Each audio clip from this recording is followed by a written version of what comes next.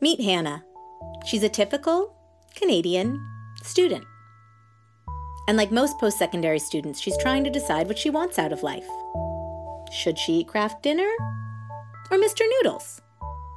Did she pick the right program? Should her haircut be symmetrical or asymmetrical? Hannah's parents are pretty typical too. They're confused by her asymmetrical haircuts, but they still want her to do well in life, and they'd do anything to support her. But Hannah has trouble making ends meet, and so do her parents. Hannah has a student loan, but the loan doesn't even cover her basic costs of living and tuition before it's maxed out, hence her noodle dilemma. Her parents have given her what they can and are now working longer hours and taking on more of their own debt to help pay for her education. Even though they can't really afford to, her parents help her out anyway. Hannah feels bad for asking, but she can't afford not to. Hannah and her parents aren't alone.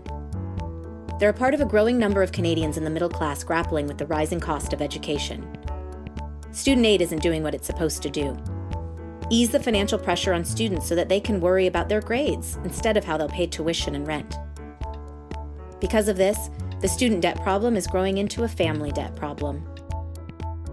In order to help out their children, many parents are working more hours at a second job, taking on more debt of their own, depleting their retirement savings, and remortgaging their homes.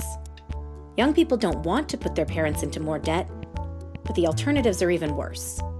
Payday loans, credit cards, and private debt are becoming commonplace, and they often leave students with poor repayment options and high interest rates.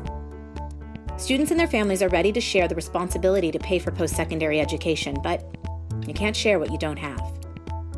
We need governments to help tackle the challenges that many of us face but are incapable of overcoming alone.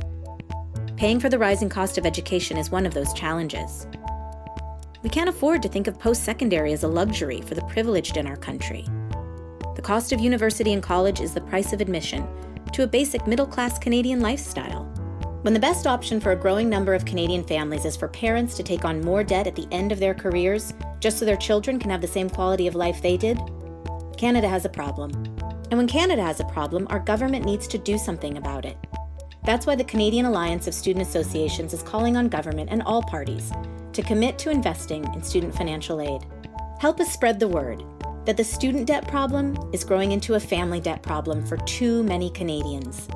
Share this video so the Hannahs of Canada and their families know they're not alone.